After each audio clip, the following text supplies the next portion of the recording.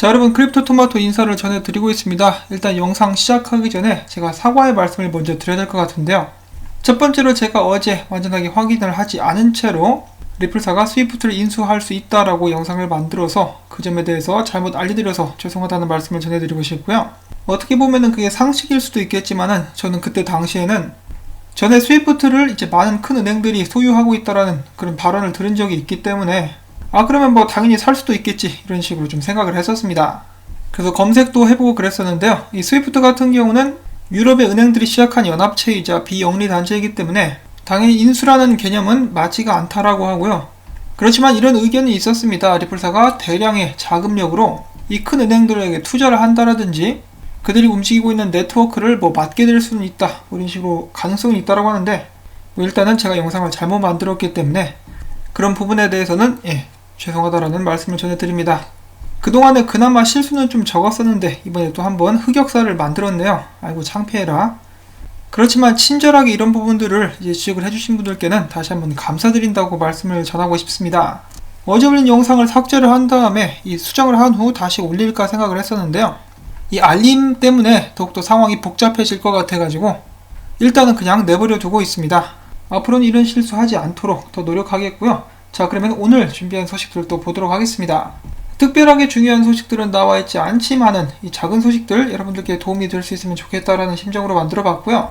일단 XRP 가격은 22센트에서 지금 거래가 진행 중에 있죠. 비트코인이 반등해주면서 다른 알트코인들 마찬가지로 올라가고 있는 그런 모습들을 보여주고 있습니다. 언제나 그렇듯이 좀 처져 있는 XRP. 사실은 이 XRP가 지금 상황이 꽤 좋지 않다라고 하는데요. 일단 가격 분석 소식 먼저 보도록 하겠습니다. 자, 첫 번째로 지금 현재 모든 알트코인들은 비트코인을 따라서 쫄래쫄래 움직이고 있죠. 유명 암호화폐 분석가 필버필버 같은 경우는 일단 비트코인이 조만간에 8,000달러대까지 이제 떨어지게 될 것이다라고 분석을 한 데 이어서 이 브레이브 뉴코인의 분석가 같은 경우는 지금 현재 XRP 상황이 굉장히 좋지 않다라고 최근에 이야기를 하고 있습니다. 이것은 이제 관련 기사가 뜬 것을 한번 가지고 와봤고요. 곧 있으면 심하게 XRP 가격이 떨어질 수 있다라고 하는데 무슨 이야기를 하고 있느냐. 일단 지표상 XRP가 200일 지수 이동평균 아래에서 가격이 자리를 잡고 있고 구름대 아래에서 움직이고 있으며 XRP 머리통 위에는 엄청난 저항선이 자리를 잡고 있다.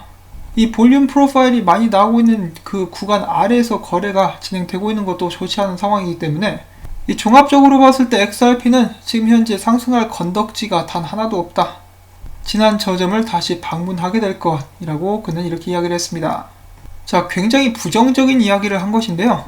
물론 그 반면에 이 갤럭시라는 분석가 같은 경우는 전에 이런 식으로 XRP가 상승할 것이다 라고 희망적인 분석을 내놓은 바도 있기는 했었습니다. 그런데 이 분석에 따라서 XRP는 움직여주지 못했고 지금 현재 상황은 다시 한번 하락세로 접어든 듯한 그런 모습을 보여주고 있어가지고 이 분석이 현재 많은 힘을 얻고 있습니다. 생각가돼서는 네가 뭘 알아 이 자식아 라고 하면서 무시를 하고 싶은데 이 기술적인 지표로 봤을 때 XRP 상황이 좋지 않아 보이는 것이 사실이라고 합니다. 지금 보시는 차트는 XRP 일봉 차트인데요. 미국 달러 차트입니다. 지금 이 하락형 쐐기에서 가격이 뚫고 나왔음에도 불구하고 전혀 힘을 쓰지 못하고 있는 그런 상황 속에서 이 맥디가 하락형 크로스를 보이기 시작했다라고 합니다.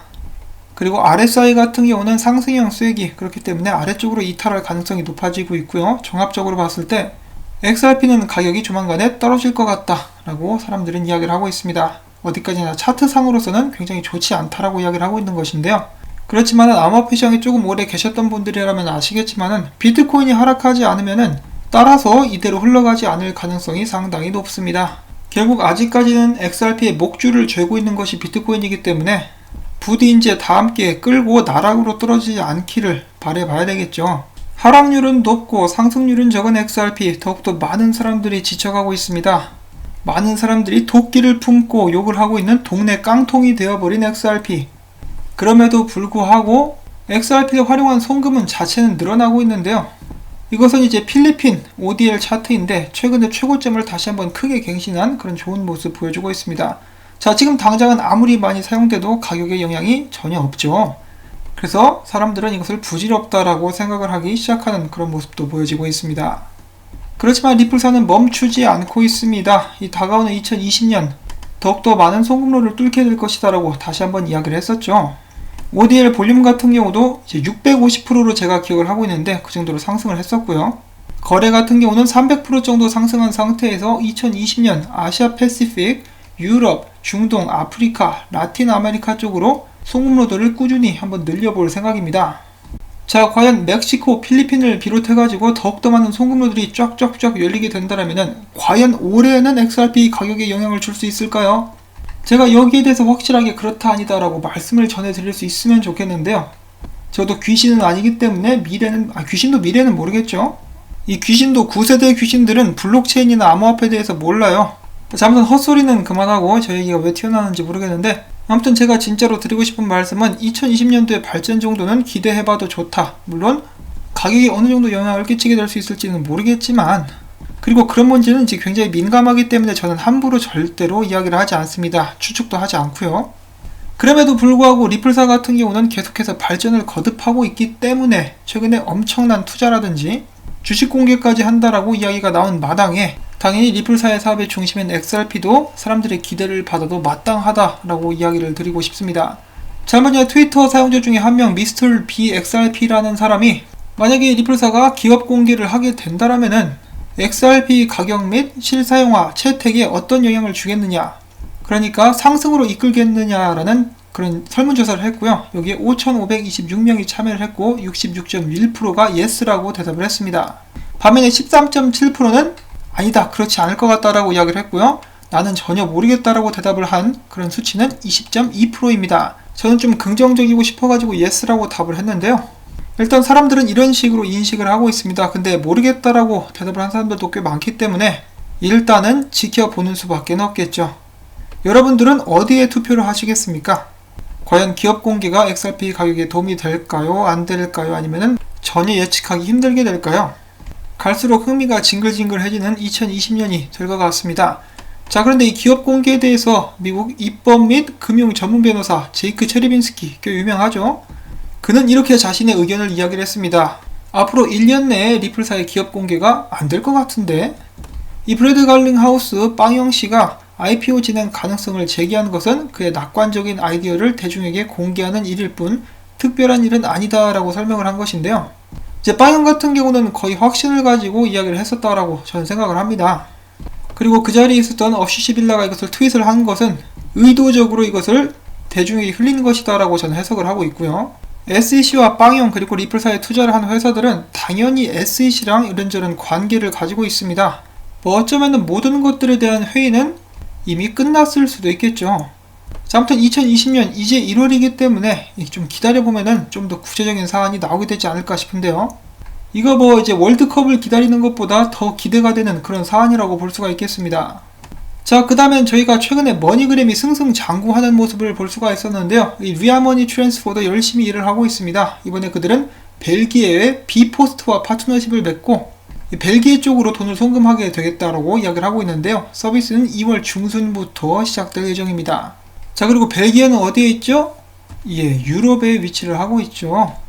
제발 좀 뚫어갖고 좀 여기서도 ODL이 활용될 수 있으면 좋겠습니다.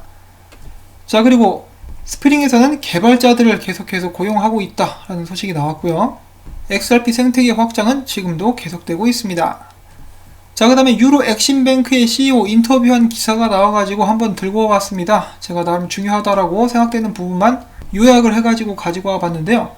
기억하실지 모르겠지만 처음에 이제 유로 엑심뱅크가 엑스래핏 실시간 유동성을 사용하겠다라고 발표가 나왔을 때 제 유튜브에서는 굉장한 반발이 있었습니다. 이들은 사기꾼이다, 근본도 족보도 없는 은행이다, 유령 회사다, 이런 말들이 굉장히 많았었는데 그런 이야기를 어디서 누가 했는지 모르겠어요. 한국 같은 경우는 소문을 듣고 던진 다음에 아니면은 정정을 해야 되는데 그게 없고 그냥 아니면 말고 이런 식으로 쏙 사라져 버리기 때문에 제 입장에서는 종종 곤란할 때가 있습니다. 사실 확인을 한 후에 잘못됐다면은 수정을 하는 쪽으로 가야 되겠죠. 그때도 제가 이제 자료를 찾아가지고 영상을 만들었었는데 이들이 유령 회사고 사기꾼들이면은 아직까지 운영이 될 리가 없겠죠. 참고로 CEO 같은 경우는 스위프트에서 10년을 일한 경력을 가지고 있는 사람이기도 합니다. 자, 그러면 인터뷰도 잠깐 한번 보기로 하겠는데요. 이분의 이름은 그라함 브라이트라고 합니다. 이 유로 엑심뱅크는 국제 지불을 저렴하게 만드는 그런 기술을 사용하고 있는데 이들은 일단 영국 회사이고 2015년도에 설립이 되었습니다. 이 개인들이 아니라 기업들과 사업체들을 대상으로 한 서비스를 제공하고 있으며 클래스 A 국제 뱅킹 자격증을 취득하기도 했습니다. 그리고 2020년 동안에 싱가폴과 인도의 첸나이 그리고 두바이에 새로운 사무소를 개설을 할 예정이고요. 그들은 이렇게 이야기를 하고 있습니다. 오늘날 국제 무역 환경은 급속도로 자라고 있고 이런 과정에서 효율적이고 인증된 금융 서비스는 전략적인 역할을 할 수 있게 된다. 유로 엑심뱅크는 시장 전문가로서 신용장, 특급 신용장, 대기 신용장, 은행 보증 등 다양한 거래 금융 서비스를 제공을 하며 기업들을 위한 예금 계좌, 선불거래, 마스터카드 등 결제 플랫폼 등의 서비스 역시 진행을 하는 등 앞서가는 생각을 가진 금융업체로서 특히나 중소기업들에게 많은 기회를 제공하고 기업들 간의 연결을 통해 가지고 더 많은 국제 무역에 기회가 될 수 있는 것들을 마련하고 있다라고 이야기를 하고 있습니다. 여기까지 보고 이제 또 중요한 부분으로 바로 넘어가 보도록 하겠는데요. 나머지 생략하고 리플사와 ODL 나와 있는 부분 보도록 하겠습니다. 이 블록체인 기술 도입에 대해서 이야기를 하면서 유로 엑심뱅크는 세계에서 첫 번째 은행으로서 리플사의 ODL을 사용하는 곳이고 그들은 엑스커런트 기술뿐만 아니라 엑스커런트 역시 지불 방식으로 함께 사용을 하고 있다라고 이야기를 하고 있고요.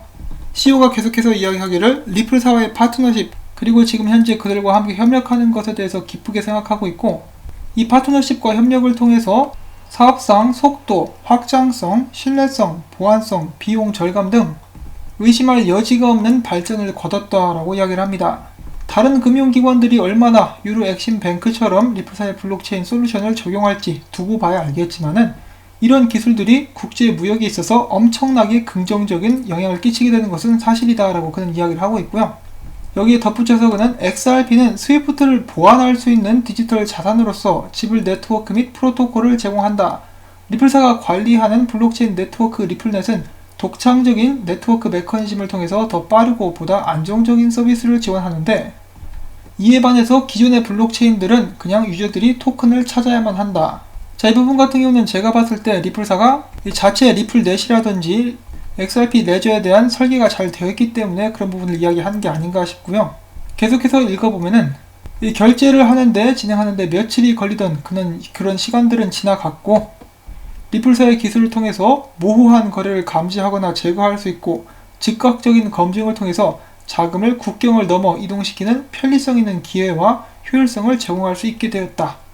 이 빠르고 안정적인 송금은 시작에 불과하다. 이 탈중앙화된 메커니즘은 직접적으로 거래를 하는데 끼어드는 주체가 없으며 이 중간에 거치는 주체가 없으며 우리가 선택한 블록체인 네트워크를 통해서 지금 현금만을 통해서 서비스와 물품을 구매하고 있는 은행들의 문이 열릴 것이라 믿고 있다. 국제무역에 관해서 이야기를 하고 있는 것이고요. 또한 이런 분야에는 대단한 가능성이 있으며 기업체로서 리플사가 가져다주는 금융가치는 무역에 있어서는 강한 이점과 혁신적으로 돈을 움직이며 외환 거래에 있어서 기존 전통적인 거래 방법을 대체하고 더욱더 많은 세계의 금융 참여를 지원하고 도움을 주고 있다.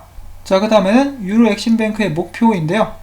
무역 금융 같은 경우는 일반적으로 작은 업체들의 진입이 제한적이었고 시간과 자금이 많이 드는 사업 분야였으나 새로운 시장과 새로운 제조 산업의 등장에 따라서 비용 등등 여러 부분들을 개선할 수 있게 되었다.